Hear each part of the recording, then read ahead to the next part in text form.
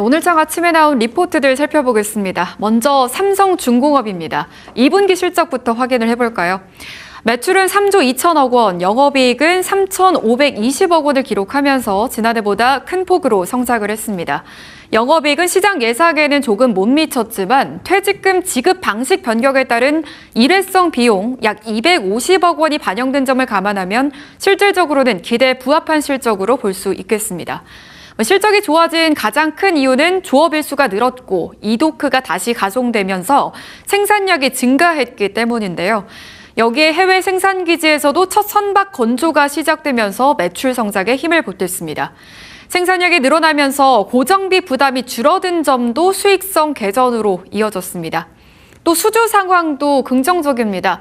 올해 들어서 LNG선과 LPG선, 원유 운반선 등을 중심으로 총 56억 달러 규모를 수주하면서 연간 목표인 57억 달러를 거의 달성했다고 합니다. 아직 하반기에 남아있는 발주 물량까지 고려하면 올해 목표를 넘어설 가능성이 높아 보이고요. 또 해양 플랜트 부문도 기대 요인입니다. 현재 FLNG, 즉 바다 위에서 천연가스를 생산하고 액화하는 설비 수주를 추진하고 있으며 내년에도 추가 수주가 이어질 가능성이 있습니다.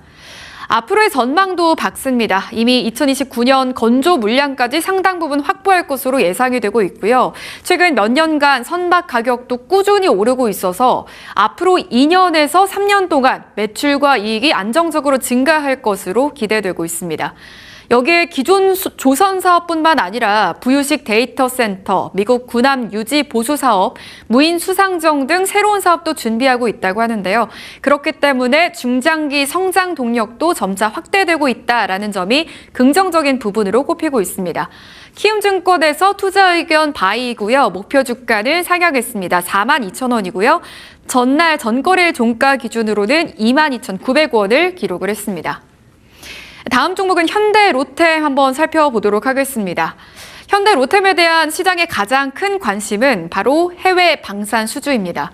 다만 최근에는 시장이 기대했던 대형 계약들이 예상보다 늦어지면서 단기적으로는 주가도 다소 힘을 받지 못하는 모습이었는데요.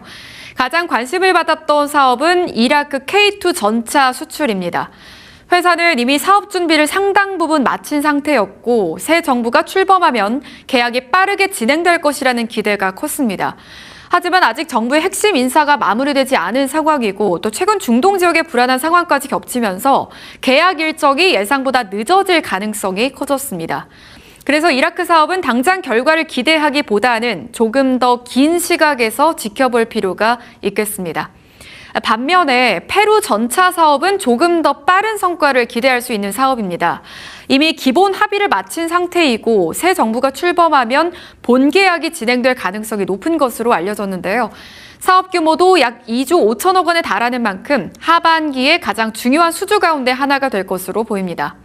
이처럼 일부 대형 계약이 늦어질 수 있다는 우려 때문에 최근 방산주 전반의 주가도 조정을 받고 있는 상황인데요. 여기에 증시 변동성까지 커지면서 단기적으로는 투자 심리가 다소 위축된 모습입니다. 하지만 장기적인 관점에서는 긍정적인 시각이 여전히 우세한데요. 세계적으로 국방비를 늘리는 흐름은 계속 이어지고 있고 또 우리나라 방산업체들의 기술력, 가격 경쟁력도 높은 평가를 받고 있기 때문입니다. 즉 방산 시장이 위축되고 있는 것이 아니라 계약 시기가 조금 늦어지고 있는 것으로 보는 것이 맞습니다. 따라서 현대로템의 성장 전망에는 큰 변화가 없다라는 평가가 나오고 있는데요. 오히려 주가가 올해 들어서 약 18% 정도 조정을 받은 만큼 단기적인 변동성은 감안해야겠지만 장기 투자자에게는 좋은 매수 기회가 될 수 있다라는 의견도 함께 나오고 있는 상황입니다. 결국 단기 수주 일정은 다소 늦어질 수 있지만 장기 성장 흐름은 여전히 유효하다라는 점이 핵심 포인트고요.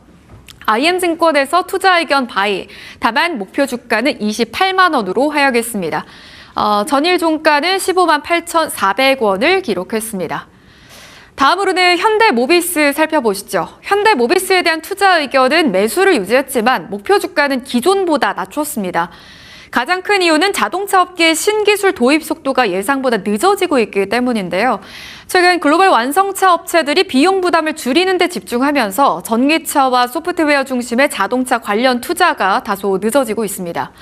이 영향으로 현대모비스가 준비하고 있는 미래 사업, 특히 휴머노이드 로봇 관련 사업도 시장의 기대 시점을 조금 늦춰볼 필요가 있다는 평가인데요. 다만 사업 자체가 흔들리는 것은 아닙니다. 휴머노이드의 핵심 부품인 관절 구동 장치는 양산 준비를 마치고 고객사에 시제품을 공급하는 단계까지 진행이 됐습니다. 손 역할을 하는 부품도 개발이 진행되고 있어서 신사업은 계획대로 준비되고 있다는 점은 긍정적인데요. 실적도 한번 살펴볼까요? 2분기 실적은 비교적 야구했습니다. 매출은 16조 3천억 원, 영업이익은 9,752억 원으로 지난해보다 모두 증가를 했는데요. 사업별로 보면 자동차 전자부품 판매가 늘면서 핵심 부품 사업이 실적을 이끌었습니다. 반면 전기차 관련 사업은 전기차 생산 둔화의 영향을 받아서 부진이 이어졌지만 전자장치 사업이 이를 만회하면서 제조 부문은 흑자를 유지를 한 겁니다. 특히 AS 사업은 환율 효과와 부품 가격 인상, 여기에 관세 환급까지 더해지면서 높은 수익성을 이어갔고요. 한편 인도 공장에서 발생한 화재는 2분기 실적에 일부 영향을 미쳤습니다. 다만 이번에 반영된 손실 가운데 상당 부분은 보험금으로 보전될 예정이어서 연내 회수가 가능할 것으로 회사는 보고 있습니다. 결국 현대모비스는 미래 사업에 대한 기대는 여전히 유효하지만 시장이 기대했던 성장 속도는 다소 늦춰질 가능성이 있다, 이렇게 평가를 하고 있는 건데요. 반면 기존 자동차 부품 사업은 안정적인 실적을 이어가고 있는 만큼 단기보다는 중장기 성장 가능성에 주목할 필요가 있다는 평가입니다. 마지막으로 기아 살펴보시죠. 기아에 대해 투자 의견은 매수 의견을 유지했지만 목표 주가는 기존 22만 원에서 19만 원으로 낮췄습니다. 그룹 차원의 신사업 진행 속도에 대한 시장 기대치를 조정하면서 목표 평가 기준을 일부 낮춘 영향인데요. 기아는 글로벌 완성차 업체 가운데 중국 전기차 업체를 제외하면 판매 성장세가 가장 좋은 기업으로 평가받고 있습니다. 특히 미국에서는 하이브리드 차량 판매가 늘었고 국내와 유럽에서는 전기차 판매가 호조를 보이면서 글로벌 판매량 증가를 이끌었는데요. 2분기 실적을 보면 매출은 33조 원으로 지난해보다 12.6% 증가를 했고요. 영업이익은 2조 6천억 원을 기록했습니다. 다만 영업이익은 시장 기대에는 다소 못 미친 결과를 내놨는데요. 이렇게 수익성이 둔화된 이유는 미국과 유럽에서 판매 경쟁이 심해지면서 할인 비용이 늘었고 전기차 판매 비중이 높아지면서 수익성이 일부 낮아졌기 때문입니다. 여기에 환율 변화로 판매 보증 관련 비용도 추가로 반영이 됐는데요. 하지만 회사는 올해 영업이익 목표인 10조 2천억 원 달성에 자신감을 보이고 있습니다. 하반기 미국과 유럽 시장의 수요 회복, 차량 가격 상승 흐름이 이어지면서 연간 실적 목표 달성이 가능하다는 입장입니다. 앞으로 기아의 핵심은 자동차 본업의 안정적인 성장과 함께 신사업 확대입니다. 현재 시장에서는 현대차 그룹의 신사업 기대감이 주가에 더 크게 반영되고 있지만 실제 자동차 판매와 수익성 측면에서는 기아가 더 좋은 흐름을 이어가고 있다는 평가가 나오고 있는데요. 과거 전기차 성장 과정에서도 신사업 기대가 먼저 반영된 이후에 실제 사업 성과가 확인이 되면서 주가 차이가 줄어드는 흐름이 나타났습니다. 로봇 등 미래 사업이 구체화되고 매출로 이어지는 시점에는 기아와 현대차 간의 평가 차이도 다시 좁혀질 가능성이 있습니다. 앞서 전해드린 대로 목표 주가 19만 원을 제시를 했고요. 전일 종가는 13만 500원을 터치를 했네요. 네, 삼성중공업, 현대로템, 현대모비스 그리고 기아까지 이렇게 4종목 살펴봤습니다.